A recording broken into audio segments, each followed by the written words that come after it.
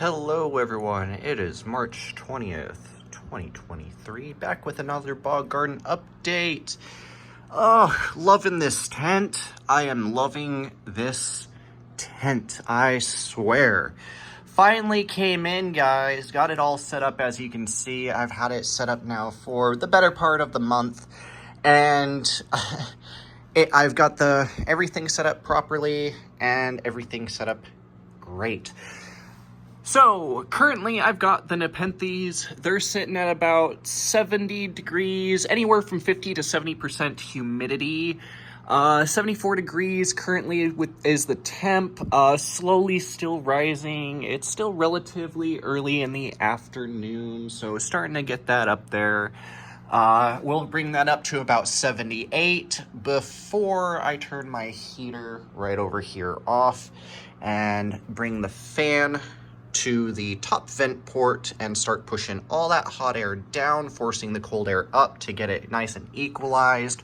We will slightly open that exhaust port to vent heat, but not humidity. We will keep humidity above 50% for those Nepenthes. I did figure out my issue, and as you can see by my Ventrata there, the leaves are starting to curl. I was watering these things correctly, as I thought. I was giving these things adequate amount of light, as I thought. The problem I was having with the crowns turning black and everything starting to crisp, but it's still growing and being fine in that regards and still trying to grow and, everything looking fine up until a certain point, could only mean one thing: too low humidity. And of course, I did have them sitting right next to the heater.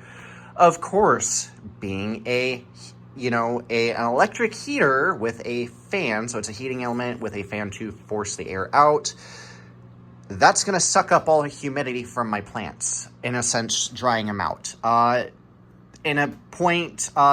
their lowest point, their humidity was 14% next to that thing. With a average high of about 32, usually hanging around less than 30%. That was my issue, so I brought them over here. Another thing I noticed is, as you can see, the tops were starting to turn red on those smaller ones, which means they were getting too much light. Less light, more humidity usually is a major cure for Nepenthes, especially when they're too low in humidity. So I'm hoping, and so far it does appear, that everything is starting to heal with the Neps. I am loving that, so that is good. Meanwhile, our Capensis, we've got one flower stalk fully, bloomed, and it's just over there waiting for those things to ripen up before I harvest that stalk. We've got two more going off. As you can see, those two are almost ready. Not quite. No others are currently flowering yet, though I do expect those other two larges in the background there to start flowering soon. We did get some Utricularia, and as you can probably notice over there, we do have the Bisquamata already starting to flower, with the stems starting to come up on the Peter's Rabbit. And as you can probably also notice, my little Cyclosecta, we finally got it, as well as the the Lawiana Red, Calcarn Red, in fact. So that one's gonna be a smaller plant, but as you can see, it's already starting to, really starting to deepen in that reddish color. I mean, it came in green, and as you can see, it's already darker than the Pirouette. It darkens under that bright light insanely quick, and that Pirouette is no joke. I mean, hang on, guys. Let me just go ahead and open this up for you here. Bring you ahead on in here. But yeah, just, oh my gosh, look at that Cyclosecta. I mean, starting to come out of its dormancy, finally. And the funny thing is, Calcarn, I love you guys. I absolutely love you guys. I ordered one and you guys sent me 4. You guys are awesome. I mean, and the Lawiana Red, I ordered 1 and you guys sent me 2. You guys are absolutely awesome. I love your guys' orders every time. So amazed. And just look at that big, luscious pirouette. I am still waiting for that thing to flower. I cannot wait for that thing to throw up its flower, but I'm gonna wait for all these to flower. I did order an LRC. I finally ordered one. That is gonna go right there in the center. For those of you who are curious where my Tina and Agnata Crossa Marginata went, I put them right up here. Why? Well, I kind of want to give them room to spread, and I've heard Tinas are really quick growers and tend to spread as fast as the Marginatas once they get really going. And as we all know, the Marginata cress agnata propagates insanely fast. I mean, you can see these were single plants, and as you see, they're already starting to spread and bush, and now I've got to go through and already repot again. I just repotted these guys. You guys even know that. I just did it, and now I gotta do it again. How insanely quick are these guys? Like, it's awesome, you know?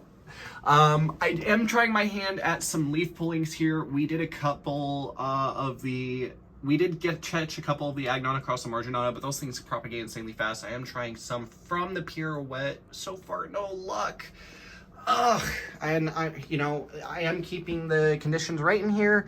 I do need to go ahead and fill the tank here, but I mean, the indoor plants are doing absolutely wonderful. We are starting to get our nice, lovely spring growth in. As you can see, just waiting on that Peter's rabbit. You can see it's already starting. It's getting there. But soon. And then that's just one of those dollar store flower rockets. Figured I'd pick that up for my son's mom. Her and I are starting to work things back out. Anywho, moving on here to the temperates, which you guys absolutely love. Oh, still currently partially in dormancy, as you guys can see, but look carefully and you see there is some slight growth starting to come out of the rhizomes on the fly traps here. Turns out they're not dead like I thought. Some might be, some aren't. Clearly, we will see. Medium-sized bog doing absolutely fantastic, as you guys clearly see. A lot of moss spores coming up, and all that moss is finally starting to spread, which I am loving. That's what I love to see here. In the small bog, we do have...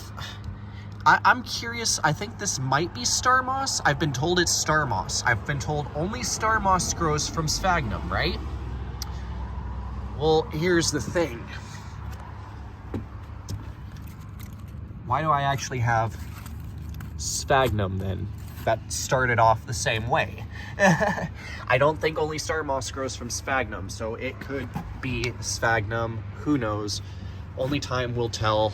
But the moss is finally starting to spread, all the different kinds. I did pop a couple different kinds from the local bog as well into here, and I love how they're really starting to take.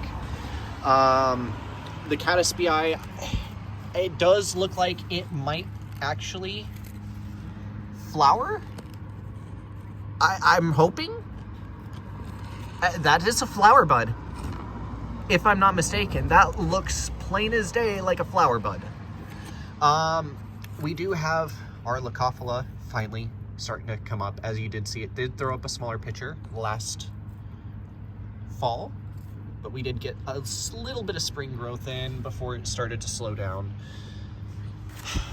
Swaniana and Scarlet Belle looks like they're starting to kind of go off, kind of like the Leucophila a little bit. They're more of the later growers. Our Flava, though, starting to finally bush out. And I did notice here on our Flava as well, another flower bud? Potentially, hopefully. I am noticing a couple of these looking like they're gonna flower.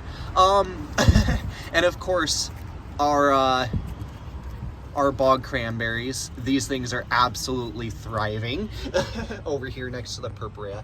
I don't know why the Leucophila is struggling from our gathering. I'm wondering if maybe I did not give the roots enough room over there.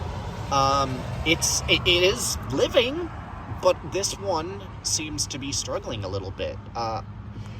My guess is, even going off this one, my guess is Leucophila doesn't really thrive in Washington conditions. Leucophila does seem to be having issues across the board, no matter what. Even in the wild patch, not too far from me, it's about a 15-mile area, or about 15-mile trip from here. Not too far, but, you know, we have a bunch of flava growing around. I did get permission from Department of Natural Resources to pull them. We are not killing them off. We are donating them to those who want to add them to ponds and stuff. Some of us did get permission, for those curious, because they are not native here. They are naturalized. We are accepting, and we do understand that. We've let the DNR know. However, the certain plants like the Sarracenia flava, this is just a small sample here. We do have larger, you know, bigger, bushier plants that would require at least gallon-sized pots, if not larger, because of how large they are. And they are starting to become invasive out there. So we did get permission to pool and donate. We are not allowed to make profit. But yeah, we do have our ability to control their population at least. So if anybody's curious, feel free to reach out and let me know. Our Filiformis Florida green here, as you can see, is starting to finally come back out to life. We do have 2 hibernacula here now, and it's starting to come in. You can see green growth, looking great. Our Butterfly Valley, same thing. Those hibernacula finally starting to turn green. They're coming on out. Our Filiformis, well, they said it's a Filiformis. Our Tracii, this is not supposed to survive the Washington state climate, especially here in Puget Sound, Skagit County. You know, this thing was not supposed to survive, that I've been told, left and right. And if you do get one to survive, it is a rare find. So to get one not only survive, not one winter, but 2 winters now, and divide and thrive, Tracii, you be looking good. You know what I'm saying, guys? Our Florida Red, though, the hibernacula in this just did not want to stay in the ground. I've tried doing the firm pushes in. It does not want to stay in. So I don't know what to do with that one. Yeah, it's a little confusing. And from the look of that stalk, no, okay, never mind. I was gonna say, it looked like we might be getting a little bit of Utricularia already, but I guess not out here. Well, maybe, I don't know. We've got a little bit of their stalks popping up, like right here, for example. We do have some Bisquamata out here. I do know that came with this, the Filiformis Florida Red. And then I think, I know I had a yellow one. There was some that were a little yellow. And then I think there was a whiter one in here. I think the white one is the Peter's Rabbit. The white one here, Bisquamata here, pretty sure. Anywho, the Benata here, still questionable about that one. We will see. I'm still a little hopeful about that one. You know, I am gonna, later on after this video, I am gonna see if I can try to get this I am probably gonna pull apart the soil around this one a little bit and try to replant it back in there. I am gonna try to also work with this Caddis BI. I do need to get this one, I need to pull this one out right now and definitely clip some divisions off of it. It needs to be divided.